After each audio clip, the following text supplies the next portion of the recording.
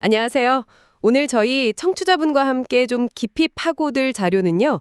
하버드 비즈니스 리뷰 기사 두 편입니다. 네, 안녕하세요. 첫 번째는 그 디지털 시대의 판도를 바꿨다고 하는 롱테일 전략 이거고요. 아, 롱테일, 네네. 두 번째는 또 논란이 많죠. 기업 임원 보상 시스템, 그 실체에 관한 내용입니다. 네, 이것도 아주 흥미로운 주제죠.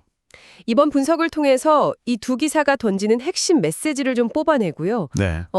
우리가 보통 생각하는 비즈니스 상식하고는 좀 다른 그런 흥미로운 지점들을 발견하는 게 목표입니다. 네, 좋습니다.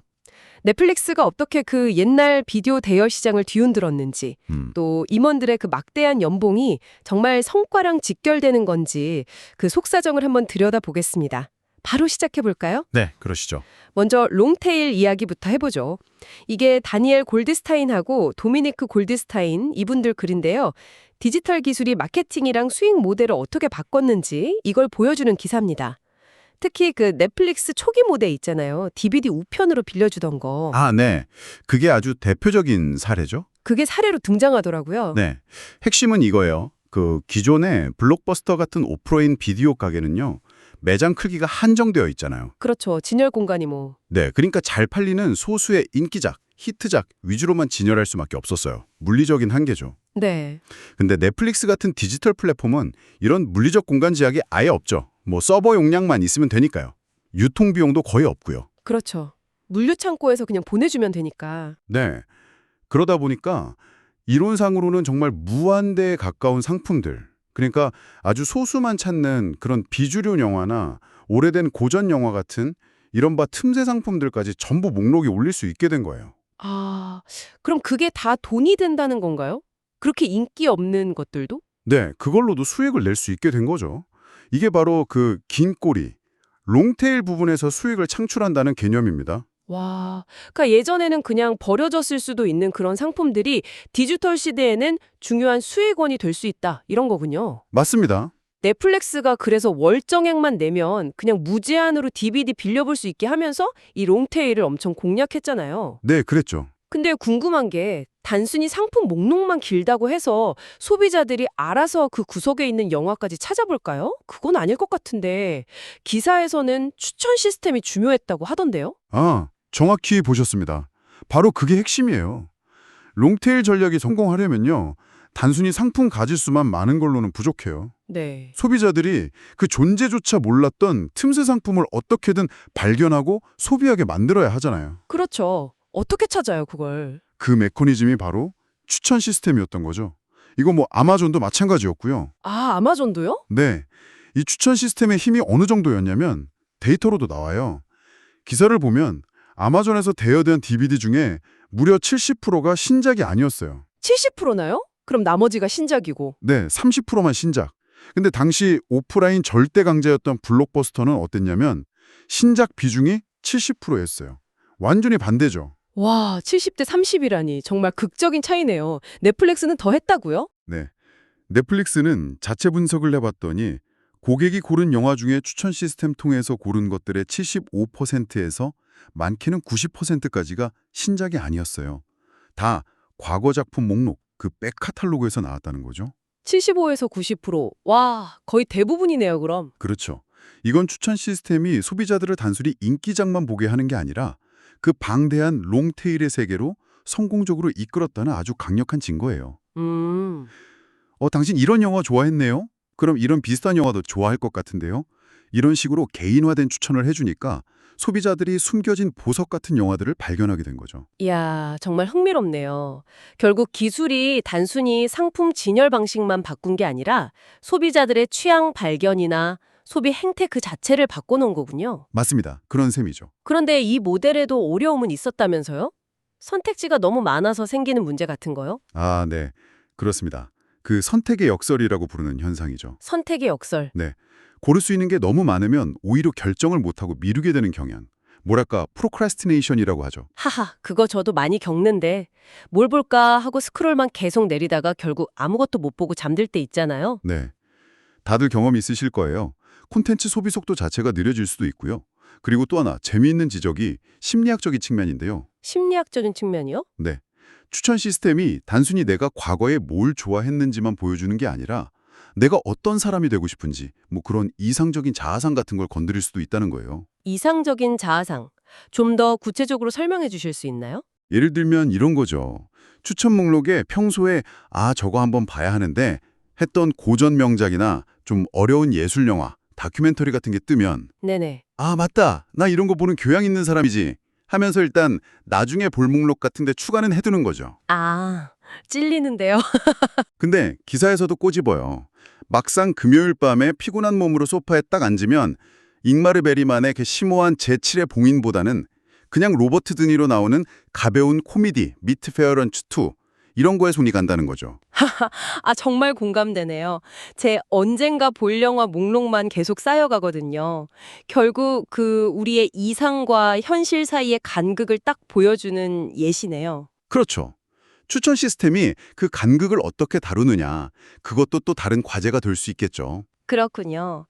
롱테일 전략이라는 게 단순히 상품 구색만 많이 갖춘다고 되는 게 아니라 이런 소비자의 복잡한 심리나 행동 패턴까지 깊이 이해하고 설계해야 진짜 힘을 발휘하는 거군요. 바로 그 점을 시사하는 거죠. 창시자분께서도 아마 온라인 쇼핑몰이나 스트리밍 서비스 쓰실 때 나한테 보여주는 이 추천 목록이 정말 내 취향을 반영하는 건지 아니면 알고리즘이 그냥 만들어낸 건지 혹은 방금 얘기한 것처럼 나의 이상적인 자아를 자극하는 건 아닌지 한번 생각해 보시면 재미있을 것 같습니다. 네, 좋은 질문이네요. 자, 그럼 이제 분위기를 확 바꿔서요. 완전히 다른 세계로 가보겠습니다.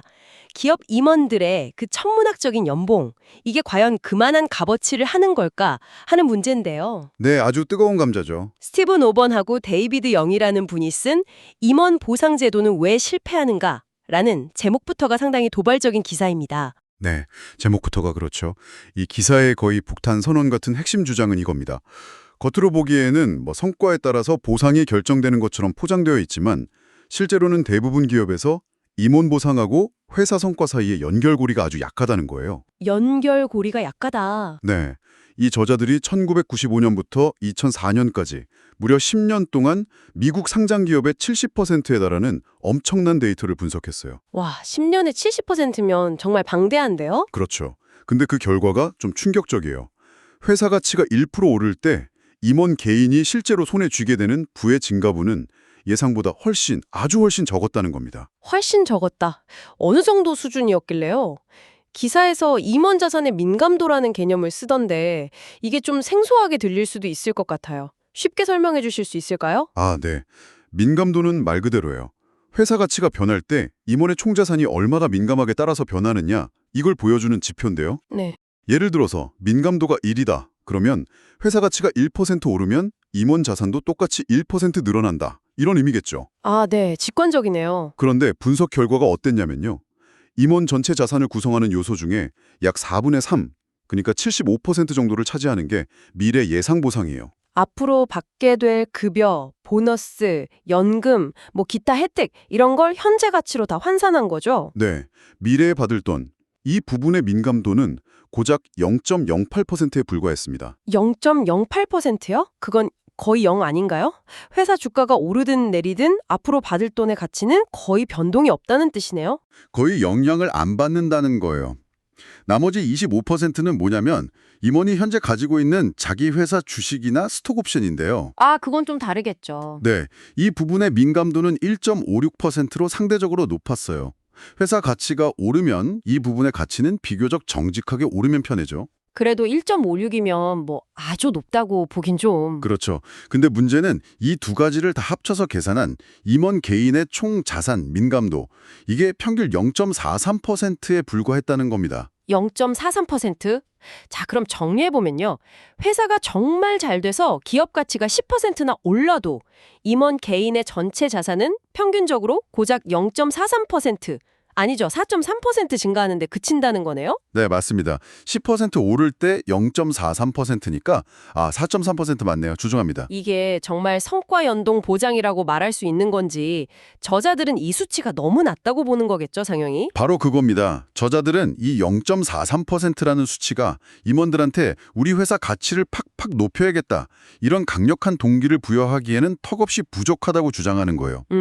겉으로는 스톡옵션이니 뭐니 해서 성과 성과 보상 장치가 있는 것처럼 보이지만 실제 임원의 전체 부에 미치는 영향은 너무 작아서 주주가치 극대화라는 목표하고 임원 개인의 경제적 이해관계가 제대로 딱 맞아떨어지지 않는다는 거죠. 아, 이게 이 기사가 고발하는 임원 보상 시스템의 가장 큰 실패 지점이라는 겁니다. 게다가 더 큰 문제는요. 개별 회사의 성과랑은 별개로 그냥 옆 회사 임원이 많이 받으니까 우리도 그만큼 줘야 한다. 이런 식으로 좀 따라가는 경향이 있다는 것도 지적하던데요. 맞습니다. 그게 또 문제예요. 소위 경쟁적 보상 정책이라는 이름으로 포장되곤 하는데요. 경쟁적 보상. 네. 문제는 우리 회사 실적이 별로 안 좋아도 같은 업계 경쟁사들이 임원 연봉을 올리면 우리도 인재 뺏기면 안 되니까 하면서 따라서 올려줘야 한다는 논리가 작동한다는 거예요. 실적이 안 좋은데도요? 네. 그렇게 되면 성과와 보상 사이의 연결고리는 더 약해질 수밖에 없죠. 결국 실적이 나쁜 임원도 그냥 업계 평균이라는 이유로 높은 보상을 받을 수 있게 되고 반대로 성과가 아무리 좋아도 보상이 기대만큼 오르지 않을 수도 있고 이게 과연 제대로 된 동기부여가 될 수 있을지 주주 입장에서는 정말 속 터지는 이야기일 수도 있겠네요. 심지어 기사에서는 이런 경우까지 언급해요. 주가가 떨어져서 예전에 줬던 스톡 옵션이 거의 휴지 조각이 될 위기에 처하면요. 네. 그 손실을 메꿔주려고 아예 더 낮은 가격의 스톡 옵션을 새로 발행해주거나 리프라이싱, 아니면 옵션을 추가로 더 주는 경우도 있다는 겁니다. 와, 그건 좀 심한데요? 성과가 안 나서 가치가 떨어진 건데 그걸 보전해 준다고요? 그렇죠. 이건 명백히 성과에 대한 보상이 아니라 위험을 줄여주는 그냥 안전장치 역할을 하는 셈이죠. 그러네요. 겉모습은 분명 성과 보상인데 실제 작동 방식은 임원의 하방 위험, 즉 손해볼 가능성을 막아주는 쪽으로 기울어져 있다. 이런 비판입니다. 저자들은 이런 시스템이 과연 진정으로 주주를 위한 경영을 이끌어내는지 아주 근본적인 질문을 던지고 있는 거죠. 듣고 보니 이게 비단 그 거대 기업 임원들만의 이야기는 아닌 것 같다는 생각도 드네요. 우리가 일상에서 접하는 많은 보상 시스템이나 인센티브 제도 같은 것들이 처음 의도랑은 전혀 다르게 작동하는 경우가 생각보다 많을 수 있겠다. 네, 그럴 수 있죠. 설계가 정말 중요하다는 걸 다시 한번 느낍니다. 청취자분께서도 주변의 여러 인센티브 구조 같은 것을 이런 관점에서 한번 보시면 재미있는 점들을 발견하실 수 있을 겁니다. 네, 분명히 있을 겁니다. 오늘 저희는 하버드 비즈니스 리뷰의 두 기사를 통해서 디지털 시대의 새로운 가능성을 열었던 롱테일 전략의 작동 원리, 그리고 그 이면에 숨겨진 심리, 또 한편으로는 화려해 보이기만 하는 임원 보상 시스템의 어떤 숨겨진 문제점까지 깊이 파헤쳐봤습니다. 네, 넷플릭스나 아마존의 그 영리한 추천 전략 이야기부터 시작해서 임원 자산 민감도라는 조금은 어려운 개념까지 넘나들면서 이야기를 나눴네요. 네. 겉보기에는 정말 전혀 다른 두 주제 같았지만 들어보니까 어쩌면 중요한 공통점을 시사하는지도 모르겠습니다. 공통점이요? 어떤 걸까요? 예를 들면 소수의 히트작만이 돈을 번다라거나 높은 연봉이 곧 높은 성과를 보장한다는 식의 오래된 통념들 있잖아요. 네네, 그렇죠. 이런 것들이 실제 데이터나 면밀한 분석 앞에서는 어떻게 힘을 잃는지 그걸 여실히 보여준다는 거죠. 그러네요. 우리가 그냥 그렇겠거니 하고 생각했던 것들이 실제로는 다를 수 있다는 거군요. 네, 그래서 우리가 비즈니스 현상을 이해할 때 그냥 표면적인 모습 너머에 있는 실제 작동 메커니즘을 더 깊이 들여다봐야 한다. 이런 메시지를 던져주는 것 같습니다. 그렇다면 청취자분께 마지막으로 이런 질문을 던지면서 마무리할까 합니다. 오늘 저희가 살펴본 롱테일이나 임원 보상 사례처럼요. 우리가 너무나 당연하게 여기는 또 다른 비즈니스나 경제 상식들 중에서도 어쩌면 현실과는 좀 동떨어진 그런 믿음은 없을까요? 예를 들면 어떤 게 있을까요? 글쎄요. 예를 들어 규모의 경제이면 항상 유리하다라거나 자유로운 경쟁은 언제나 소비자에게 최선의 결과를 가져다 준다. 이런 명제들 있잖아요. 이런 것들이 과연 모든 상황에서 항상 진실일까 하는 거죠. 생각해 볼 만한 질문이네요. 네, 우리가 가진 기본적인 가정들에 대해서 한 번쯤 질문을 던져보는 것, 그것이 오늘 저희가 함께한 이 탐구에 의미 있는 연장선이 되지 않을까 생각합니다.